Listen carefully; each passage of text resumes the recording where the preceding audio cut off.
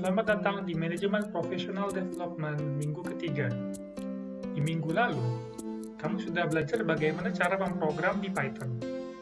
Dan juga, kamu belajar bagaimana cara menggunakan library NumPy. Minggu ini, kamu akan belajar bagaimana cara menggunakan Pandas. Mari kita bahas materi ini. Di minggu ketiga ini, kita akan belajar tentang apa itu data frame, apa itu Pandas, operasi-operasi dasar di Pandas, baca file di Pandas, apa itu descriptive analytics, dan kamu juga akan belajar statistika dasar dari mean hingga standar deviasi. Apa sih data frame itu?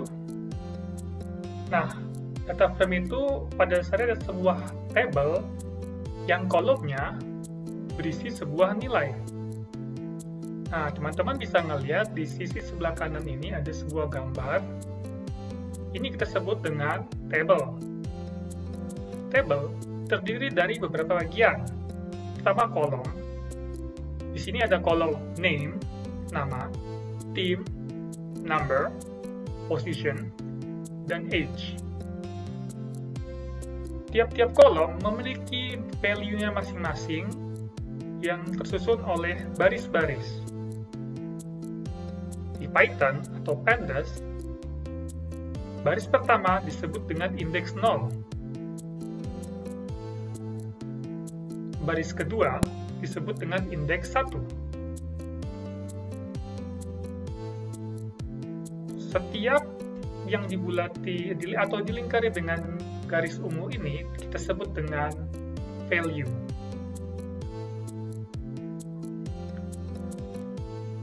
Apa sih aturan mainnya? Nama kolom itu tidak boleh kosong. Tentunya kalau seandainya nama kolomnya kosong itu membingungkan kita dalam mengoperasikan Python. Tiap kolom harus memiliki jumlah baris yang sama. Jadi, jika di sini ada 7 baris untuk kolom name, kolom team, number, position, and age, ketiga-tiganya atau keempat-empatnya ini harus memiliki jumlah baris yang sama seperti kolom name. Dan yang ketiga, dalam satu kolom harus memiliki tipe data yang sama. Jadi dia harus konsisten satu baris. Misalnya untuk kolom name ini, karena nama berisi string, jadi semua value yang ada di kolom name harus berupa string. Sama halnya dengan team yang berisi string, contohnya dari Boston Celtics, dan number, setiap barisnya berisi float karena di sini memiliki titik. Dan teman-teman mungkin juga melihat sini tulisan NaN, kita sebut dengan not a value, not a number, gitu. Jadi juga disebut sebagai null. Teman-teman mungkin akan bertanya-tanya ya, terus cara mengolah data frame di Python itu bagaimana? Nah, cara mengolah data frame di Python yaitu menggunakan Pandas. Pandas ini seperti Microsoft Excel-nya untuk Python. Teman-teman mungkin sudah familiar ya dengan Microsoft Excel ini. Nah, apa sih Pandas itu? Pandas ini library sama seperti NumPy yang kita gunakan untuk mengolah dataset. Dataset ini adalah data yang akan kita olah. Kegunaannya beragam ya, mulai dari menganalisis, membersihkan, melaksanakan eksplorasi data, serta manipulasi data. Mungkin sebagai informasi, Pandas adalah singkatan dari Python Data Analysis. Nah, apa saja sih contoh penggunaannya? Salah satunya adalah menemukan korelasi antara dua kolom atau lebih. Biasanya kita sebut dengan analisis multivariat. Kita juga bisa menemukan berapa sih mean di kolom A, berapa sih nilai minimal dan maksimal yang ada di kolom H. Lalu kita juga bisa menghapus dan menambah kolom di data frame. Banyak lagi penggunaan pandas yang kita sebutkan, tapi kita akan mulai belajar satu persatu. Mari kita mulai dengan operasi data di pandas. Gini nih cara mengolah data di Python. Nah, untuk membuat data frame dari awal, jangan lupa kalian selalu import library sebelum menggunakan library yang ingin kalian gunakan. Di sini, kita mengimport pandas dengan alias pd. Ini adalah pandas, yaitu library kita pelajari minggu ini. Lalu kita juga mengimport NumPy sebagai NP, dan ini adalah materi library minggu lalu. Mari kita buat dataset baru dengan sebuah dictionary. Kita sebut variabelnya adalah myDataset, yang terdiri dari kolom cars dan kolom pasting. Nah, di materi sebelumnya sudah saya jelaskan bahwa jumlah baris dari tiap kolom harus sama. Contohnya, di baris cars, masing-masing terdiri dari 3 baris. Dan pasting juga harus terdiri dari 3 baris. Jika tidak, ini akan menimbulkan error. Mari kita periksa dulu tipe data myDataset itu apa. Tipe datanya adalah dictionary, karena kita buat dalam bentuk dictionary. Nah, kita bisa mengubah dari tipe dictionary menjadi sebuah pandas data frame dengan cara menggunakan perintah pd dot, nanti kita menggunakan library pandas, dan kita menggunakan metode data frame, yaitu kita mengubah myDataset menjadi sebuah data frame yang kita simpan dalam variabel mydf. Ketika kita cek tipe data dari mydf, yaitu data frame. Jika kita mengambil salah satu kolom dari antara cars dan pasting, biasanya kita sebut sebagai pandas series, karena dia merupakan sebuah urutan, sama seperti ilmu series di matematika. Nah, kita juga bisa membuat sebuah series di pandas dengan cara kita membuat dulu listnya. Di sini listnya adalah variabel A yang berisi angka 1, 7, dan 2. Lalu kita ubah variabel A menjadi sebuah pandas series menggunakan library pandas. Ingat ya, pd titik ini menyatakan kita menggunakan library pandas.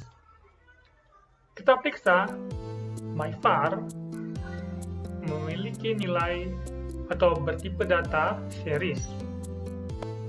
Nah, setiap pandas series terdiri dari 2 bagian, yaitu index dan value. Yang kiri ini kita sebut sebagai index, yang kanan kita sebut sebagai value. Dan ingat, setiap indeks di Python selalu berawalan 0. Jika kita sudah membuat seriesnya, kita bisa mengakses value-nya sama seperti kita mengakses value menggunakan slicing di NumPy. Misalnya, jika kita ingin mengakses value dari indeks kedua, kita menyatakan dengan myvar buka kurung siku 1 tutup kurung siku. Nanti value yang akan muncul adalah 7. Saya selalu mengingatkan bahwa indeks selalu dimulai dari 0 dan berakhir di n-1. Kita juga bisa melakukan slicing multiple value. Caranya adalah kita menggunakan buka kurung siku dan kita masukkan sebuah list nilai yang kita inginkan. Ini list ya, yang warna hijau ini. Lalu kita tutup kurung. Sehingga dia akan menampilkan nilai-nilai indeks yang ada di value yang ada di list ini, yaitu 0 dan 2. 0 dan 2 adalah 1 dan 2. Bisa kita lihat 0 dan 2. Seperti itu. Jika kalian mengakses value di luar dari indeks yang ada, dia akan menghasilkan error. Karena yang tidak ada indeks ketiga, sehingga value juga tidak ada.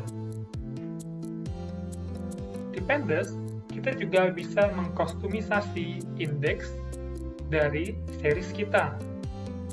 Kalau di sini, sebelumnya kita hanya menyatakan value-nya yang akan kita ubah menjadi sebuah Pandas series, Pandas akan otomatis menamakan indeks-indeksnya mulai dari 0 hingga 2. Nah, kita juga bisa loh memberikan penamaan yang terkustomisasi tersendiri. Kita menggunakan argumen indeks. Argumen indeks ini kita berikan input berupa list yang panjangnya bersesuaian dengan value yang kita punya, yang akan kita ubah menjadi sebuah Pandas series.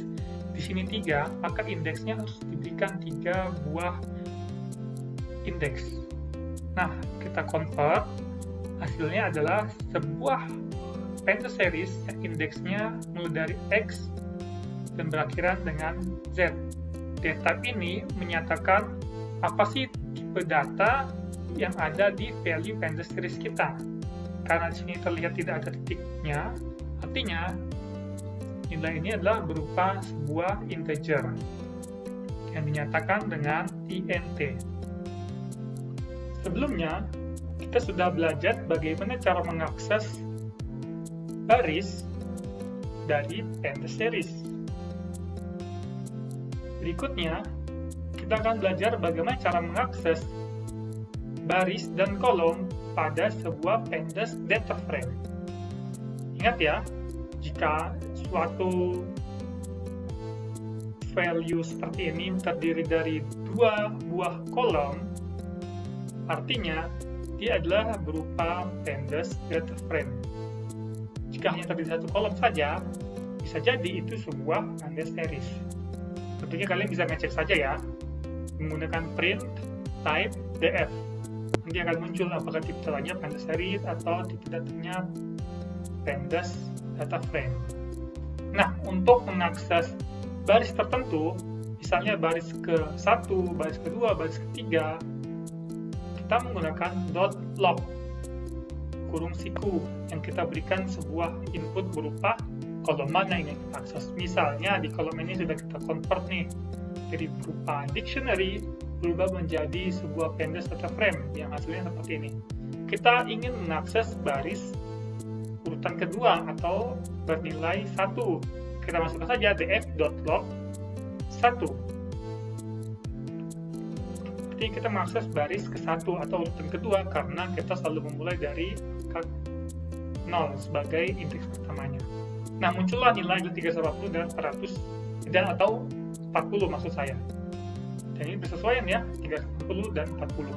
Nah, bagaimana sih kalau kita memberikan input buka kurung, calories, tutup kurung?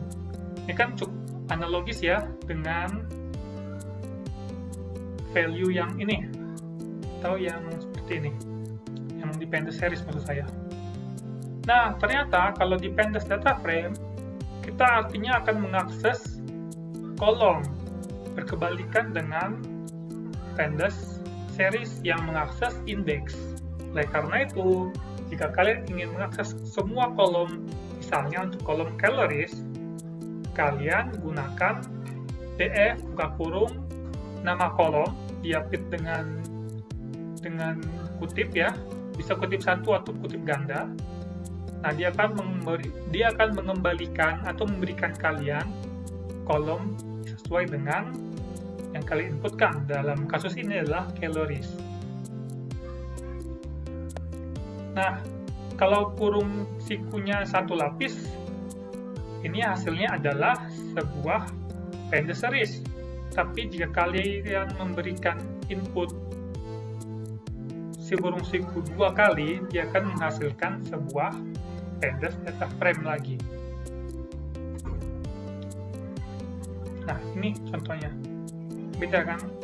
Antara yang ini ada 2 kurung siku dan ini 1 kurung siku. Kalau 1 kurung siku menghasilkan series, sedangkan kalau 2 kurung siku menghasilkan data frame. Dan juga outputnya berbeda ya. Jika kita mengakses kolom calories dengan 2 kurung siku, dia akan terlihat seperti tabel yang bisa ada nilai abu-abu, baris yang ditandai abu-abu untuk baris genap dan barisnya diwarnai putih jadi untuk baris ganjil. Beda dengan yang ini hanya berupa teks saja. tentunya itu gara-gara keberadaan printdf ini ya.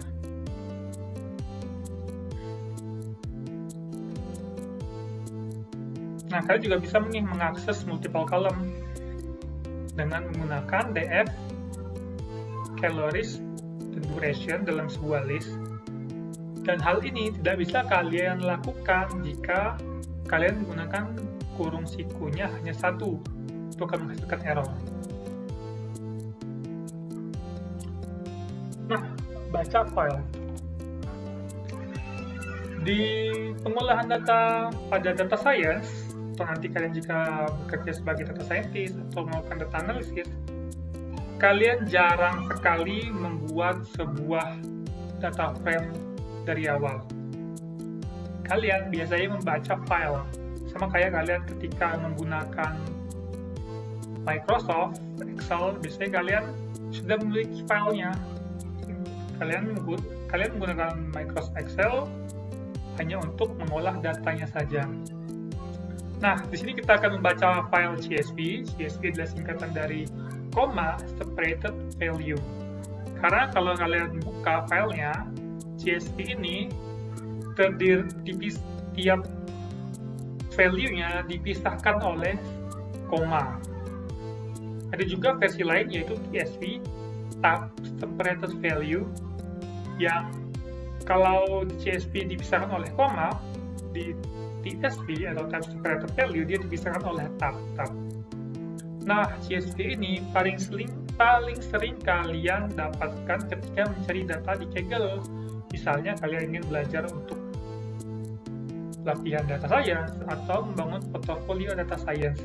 Dan juga kalian sering mendapatkan file ini di tempat kerja.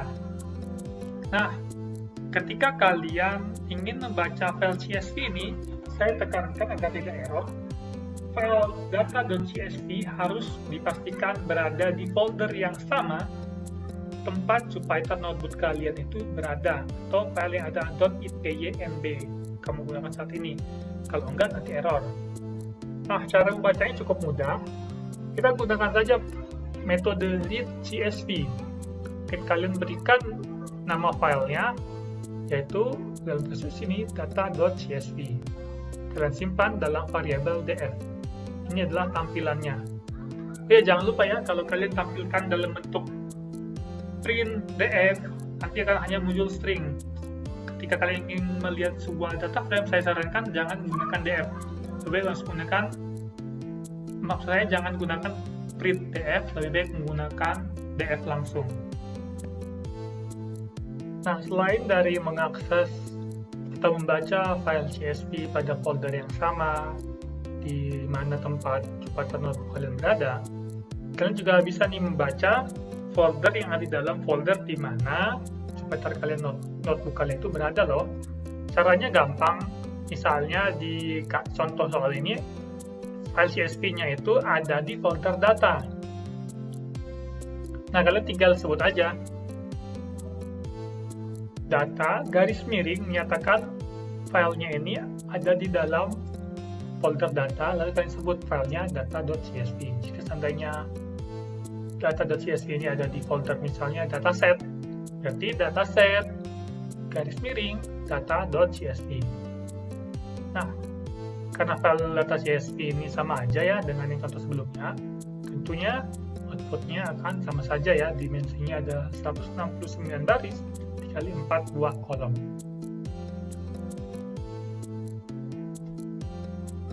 Nah, hal lainnya yang paling sering kita baca itu dalam bentuk file XLSX atau file Microsoft Excel. Nah, ini kalian dapatkan kalau kalian mengebuat sebuah spreadsheet ya di Microsoft Excel. Nah, sebenarnya file X ini juga bisa diubah atau diolah di Python.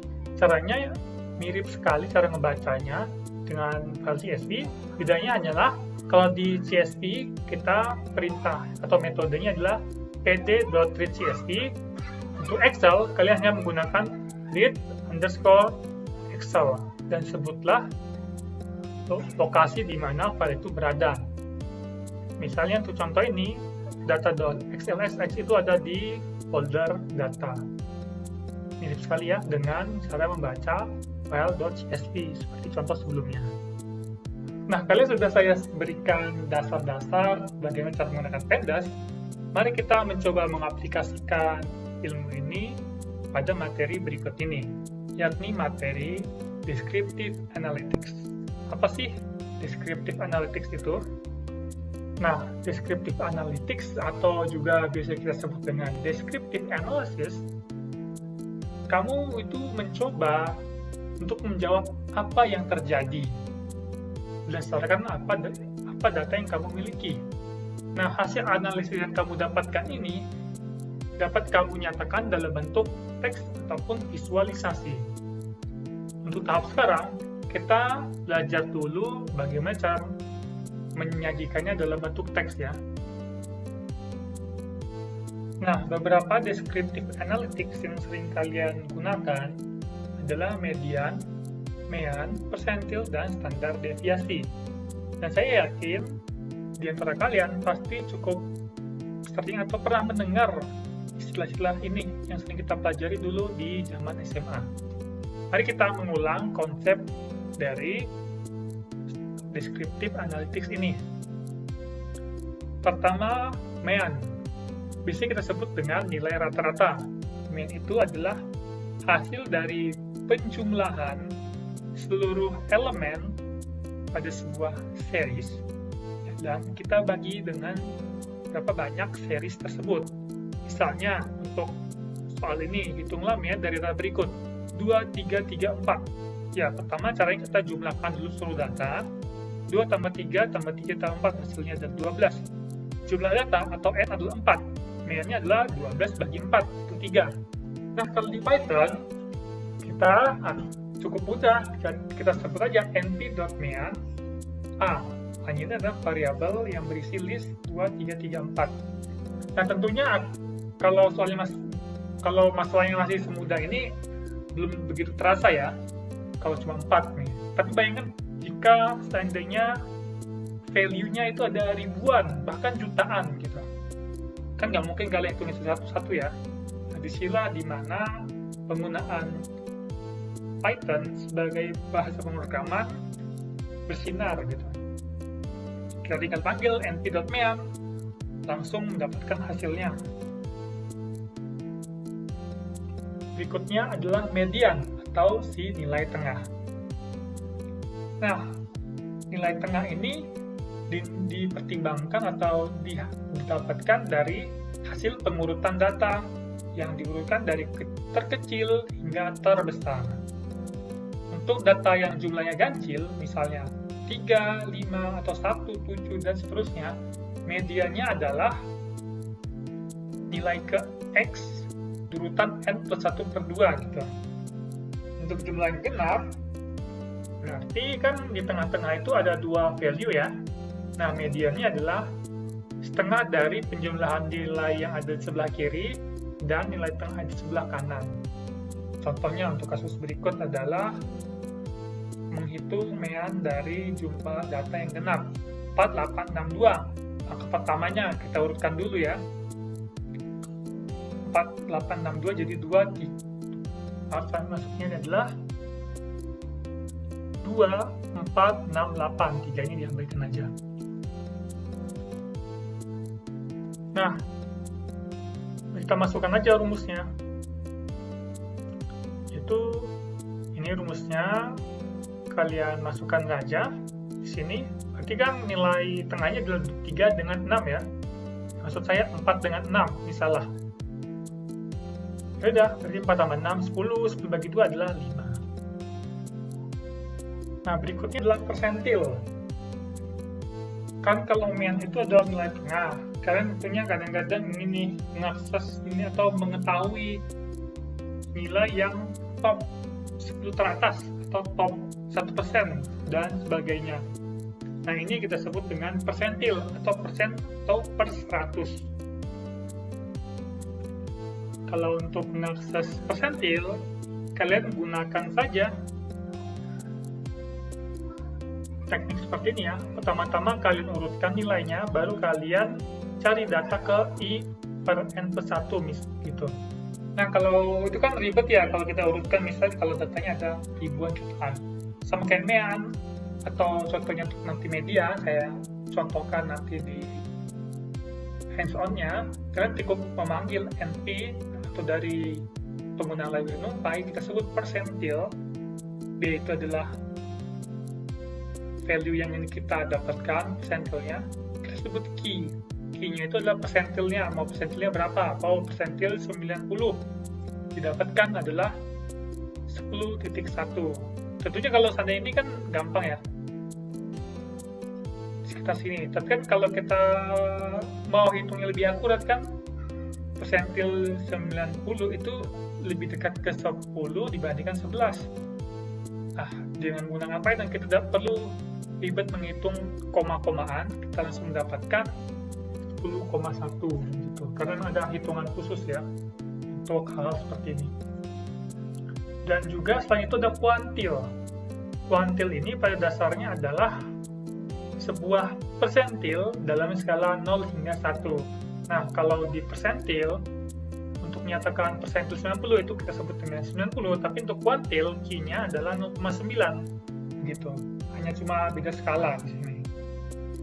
Nah, yang paling sering kalian temukan di statistika atau data analisis di data science itu adalah standar deviasi. Standar deviasi ini adalah nilai yang menyatakan sebaran dari data gitu. Tentunya ada asumsi ya, asumsi datanya distribusi normal gitu. Sigma atau standar deviasi adalah akar dari simpangan seluruh nilai terhadap rata-ratanya dibagi dengan N-1. Nah, ribet ya kalau kita hitung satu-satu gitu. Pertama kita harus menghitung rata-ratanya berapa, lalu kita kurangi setiap elemen terhadap rata-ratanya, kita kuadratin, lalu semua dibagi N-1 lalu diakarin. Ribet ya. Tapi kalau kita gunakan Python cukup gini, np.stda. Nanti nilainya hanya ada contohnya nanti ya di handphone, tapi saya ini mencontohkan gitu. Langsung kita dapatkan nih 0,7071 gitu. Hanya itu nilainya ini A sama dengan 2, 3, 3, 4. Jadi standar deviasinya adalah 0,7071 begitu. Dan juga kita bisa mengaplikasikannya untuk data frame kolom duration. Yang ini contohnya. Nah, kita bisa menghitung kolom ini ternyata standar deviasinya adalah 40,3.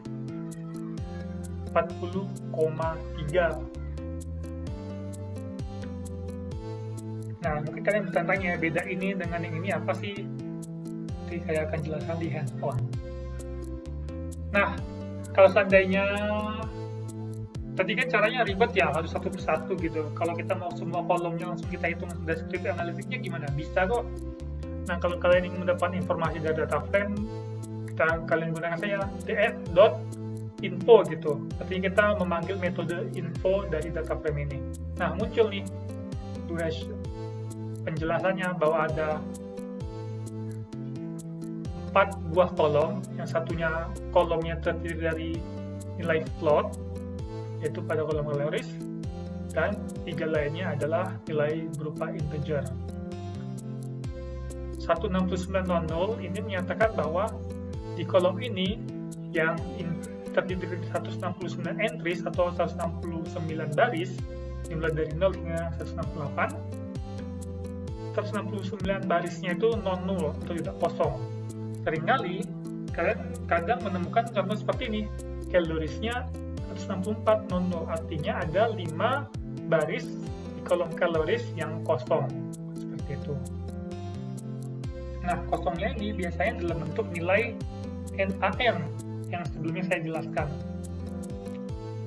Nah, selain itu kalau kita ingin mendapatkan descriptive analitik langsung dari data frame kita hanya gunakan ini saja, ds.describe.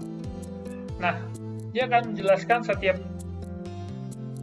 descriptive analitik kolom-kolom yang bertipe data integer dan float. Dia akan menghitung count atau berapa jumlah datanya. Sama ya, jumlah datanya kan 169, 169, 164. Sedangkan kalau di deskripsi 169 169, 169, dan 164. Dia langsung memunculkan nih nilai MEAN-nya. 63, bla bla bla gitu. Standar deviasi juga ada, nilai minimal juga ada, kuartil bawah 25% ya. Kalian ingat kalau 25% itu kan kuartil bawah, 50% atau median atau sebuah nilai tengah ini. Kuartil atas untuk Q3 dan nilai maksimalnya begitu. Nah, kalian sudah saya bekali dengan teori-teori dasar. Biar semakin pakem, mari kita belajar dengan langsung ke hands-on programming dengan Pandas. Nah, selamat datang di hands-on, sesi hands-on dari materi Pandas ini. Nah, pastikan bahwa data-data ini ada di folder kalian ya. Jadi di sini saya berikan beberapa file, itu folder data yang terdiri dari data CSV dan data XLSX. Juga data.csv, sama saja CSV-nya dengan data yang ada di folder ini. Ada juga hands-on week 3 dan juga hands-on week 3 dengan answer, jawaban dari pertanyaan tugas-tugas yang saya berikan. Nah, untuk tes ini pastikan kalian mengerjakan terlebih dahulu tugas-tugas di task 3 dan pastikan kalian paham. Jika stuck, kalian gunakan saja kunci jawaban di hands-on ini, atau kalian juga bisa search di Google untuk mencari tahu bagaimana cara menyelesaikan masalah ini. Mari kita mulai hands-on-nya. Nah, selalu pastikan kalian mengimport library ya. Di sini kita mengimport terlebih dahulu library-nya Pandas dan NumPy. Tekan saja Shift Enter untuk menjalankannya. Atau kalian juga bisa tekan tombol play ini. Nah, kita buat nih dataset. Kita buat aja namanya, kalian bisa ganti nama-namanya, misalnya apa ini? Mobil kalau dalam bahasa Indonesia. Lewati gitu. Itu contoh ini saya gunakan default aja ya. Sudah terbuat data dictionary. Cek nih, benar gak sih datanya dictionary? Benar. Tipenya adalah dictionary. Lalu kita ubah my dataset yang dari sebelumnya dictionary ke dalam bentuk data frame dengan perintah ini. Nah, kalau kalian seandainya bingung bagaimana sih cara menggunakan library ini, cukup kalian tekan Shift dan Tab, akan muncul penjelasannya. Ini kayak manual gitu, kalau kalian beli ada buku penjelasnya. Hal yang sama juga dengan programming dari Python, atau bahkan di programming lainnya. Jadi selalu ada kayak buku manual petunjuk penggunaannya. Di sini data kita adalah my dataset. Jadi kalian bisa langsung sebut aja my dataset, dia akan nge-set di urutan pertama, dan urutan pertama adalah data. Kalau kalian memberikan sesuatu, maka dia akan set sebagai indeks. Nah, biar lebih jelas, kita sebut aja nih sebagai sebuah data gitu. Inputnya, input argumennya adalah datanya my dataset.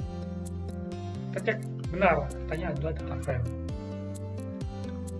Selain itu, kita juga sudah belajar data Pandas series. Kita buat saja sebuah seriesnya, yaitu di sini ada sebuah list.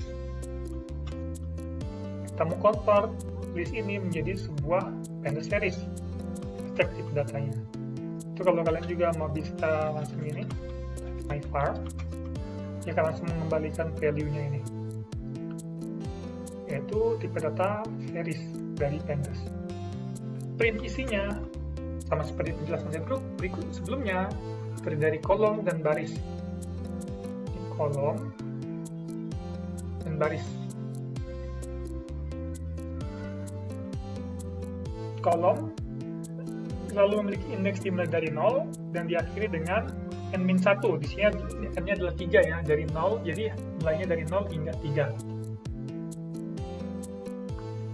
Nah, di sini kita juga bisa membuat Pandas series dari sebuah NumPy array. Sebelum kita sudah belajar ya NumPy array ini. Jadi dia menerima sebuah objek, di sini adalah list, yang akan diubah menjadi sebuah NumPy array dengan perintah npArray. sama aja hasilnya. Di sini kan tipe datanya NumPy ND array ya. Kita convert, myvar adalah pandas series. Isinya itu sama aja.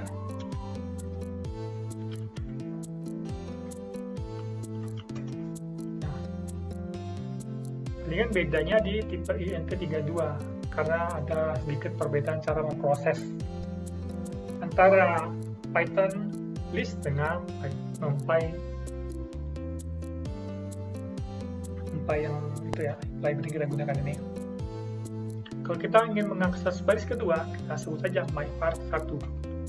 Dia akan menghasilkan nilai 7. Ketika kita mengakseskan nilai 2, yaitu berada di baris ketiga, kita menggunakan myvar2. Kalau kita ingin mengakses myvar mulai dari suatu tempat, suatu indeks ke indeks lain, kita bisa gunakan seperti ini. Atau kalian bisa juga menggunakan, kalau kalian ingin mengakses dari 1 hingga 2, kalian bisa gunakan seperti ini.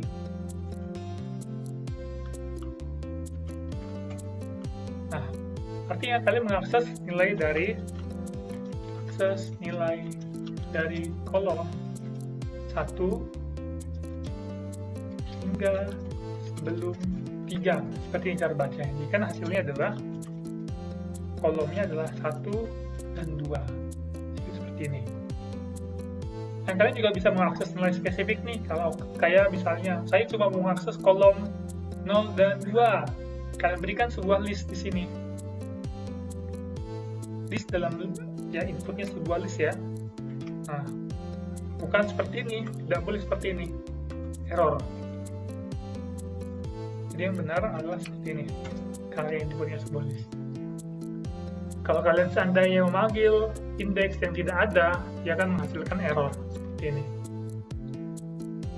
Nah, kita juga bisa memberikan label pada list A ini. Panjang labelnya itu harus sama dengan jumlah elemen yang ada di A. Di sini 3, maka indeksnya juga harus ada 3 jenis. Di sini datanya adalah A, indeksnya adalah ini.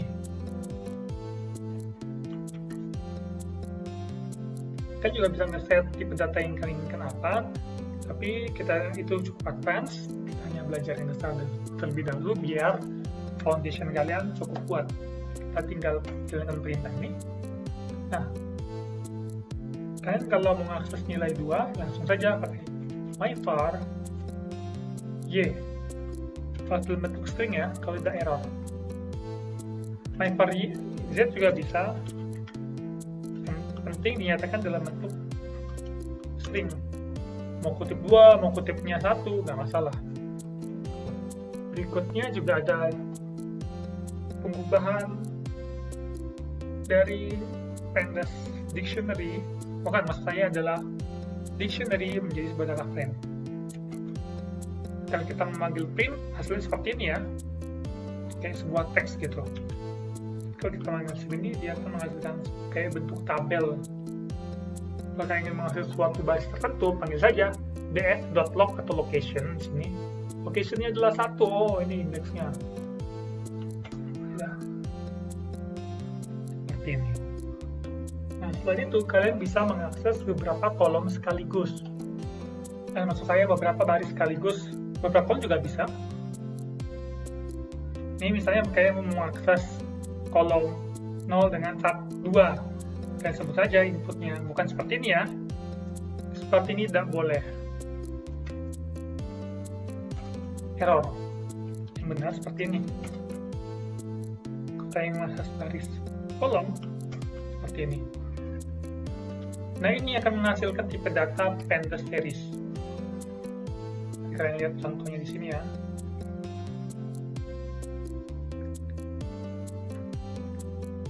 Dan kalian juga bisa mengakses kolom tertentu kalau kalian malas menggunakan seperti ini ya, tapi lebih ribet sih. Dengan cara seperti ini.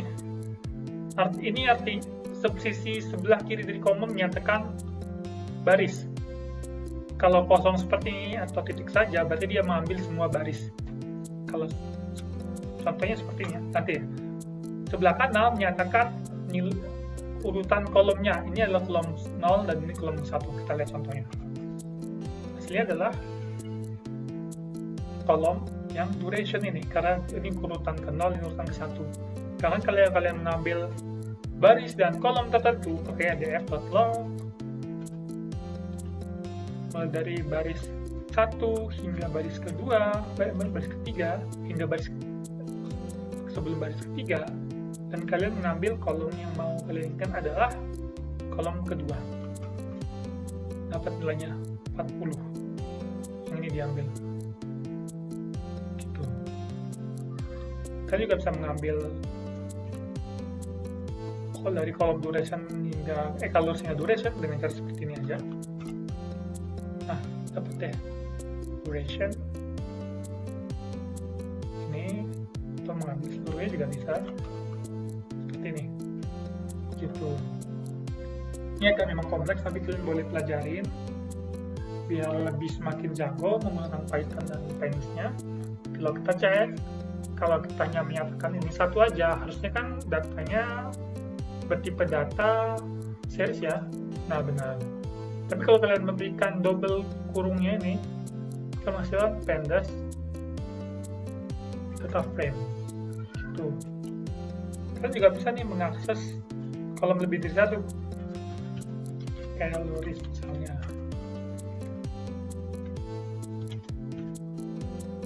Dan duration. Nah, sama aja dengan contoh yang seperti ini. Nah, lebih atas lagi nih. Nah, sama aja dengan yang mau kita samakan ini seperti ini juga bisa. Sama aja ya. Ini banyak jalan menuju Roma. Dan tugas bagi kalian, setelah kolom duration dalam bentuk pandas series dan setelah kolom duration dalam bentuk pandas data frame. Silakan jawab pertanyaan ini. Jika kalian sudah menjawab pertanyaan ini atau mungkin kalian stuck, silakan bandingkan atau cek jawaban yang ada di sini. Mari kita membaca file. Pertama kita akan baca file CSV, separator value. Kodenya seperti ini.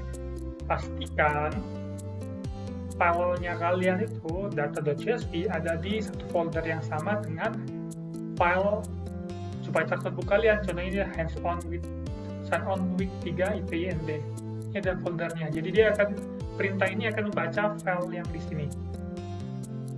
Nah, nih, dia akan membaca file ini. Panggil saja perintahnya. Dia akan membaca file ini, kita lihat. Nah, ini dia. Nah, misalkan kalian ingin membaca data.csv tapi ada di folder ini. Kan tinggal sebut aja data garis miring data.csv. Ambil aja. Kita lihat isinya sama. Dan terakhir adalah membaca file Microsoft Excel. Sama aja, ini kan ada di folder yang sama, tapi ada file yang namanya .xlsx. Sebut saja data.xlsx. Kalau kalian bingung penggunaan read.excel ini, read Excel, kita lihat saja penjelasan manualnya di sini. Kita periksa isinya, ya sama saja. Karena memang isinya antara CSV dan Excel ini sama aja. Nah, kita masuk ke materi terakhir di week ketiga ini, yaitu Descriptive Analytics. Ini kita buat sebuah list A, variabel A yang memiliki value 2, 3, 3, 4 dalam bentuk list. Kita lihat nih nilai-nilainya berapa. 3. Nah, bagaimana sih cara penerapannya dengan menggunakan file.csv yang sudah kita baca? Kita bisa np.mean. Ini kalau sebelumnya nilai inputnya A, kita namakan kolomnya itu df dengan kolom duration. Nilai 63,84. Atau kita bisa langsung pakai metodenya nih, np.mean. Langsung gitu. Atau kalian bisa menggunakan dot notation. Jadi ini start dengan dot duration gitu. Tapi keterbatasannya, kalian juga bisa memanggil perintah jika seandainya kolom ini ada lebih dari 2 kata gitu, dipisahkan dan katanya dipisahkan oleh sebuah spasi. Jadi nggak bisa duration kolom, seperti ini akan error.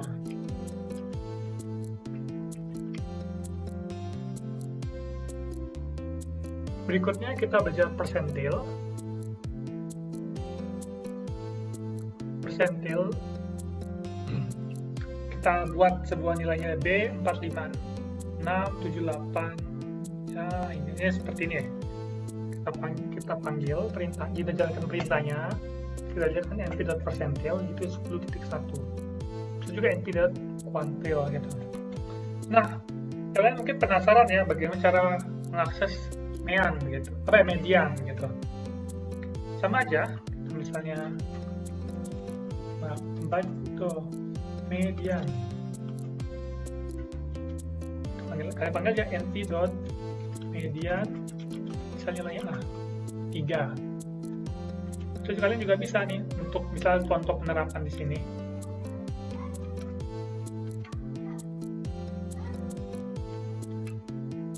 np.median. Dan contohnya di sini juga bisa sama saja sebenarnya penerapannya.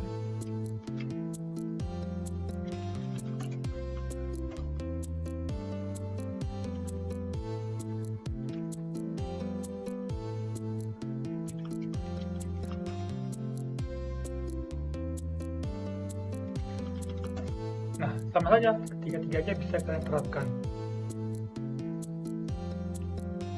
Nah, ini sebelumnya saya jelaskan, beda persentil dengan kuantil itu adalah skalanya aja. Kalau persentil skala dari 0 hingga 100, kuantil dari skala 0 hingga 1. Contoh penerapannya, kalian tinggal panggil aja kuantil, def.quantil. Sayangnya tidak ada dalam bentuk persentil gini ya. Di Python itu, di pandas tidak ada. Kalau kalian panggil sepertinya akan error. Hanya ada kuantil.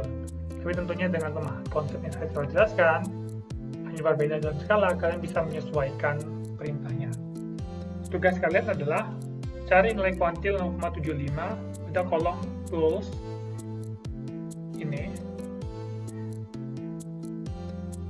pada data frame df. Silakan dicari jawabannya, dan jika kalian stuck, kalian bisa lihat kunci jawabannya di sini. Dan kalau kalian berhasil, selamat, kalian sudah paham bagaimana cara penggunaan konsep pandas ini. Nah, materi terakhir standar deviasi, yaitu nilai sebarang. Kalian bisa menggunakan np.std seperti ini. Std adalah standard deviation. Ada penjelasannya, jadi compute standard deviation along specified axis. Ini juga bisa panggil seperti ini. Atau mungkin cara yang manual tadi pakai np, bukan manual sih, cara menggunakan numpy.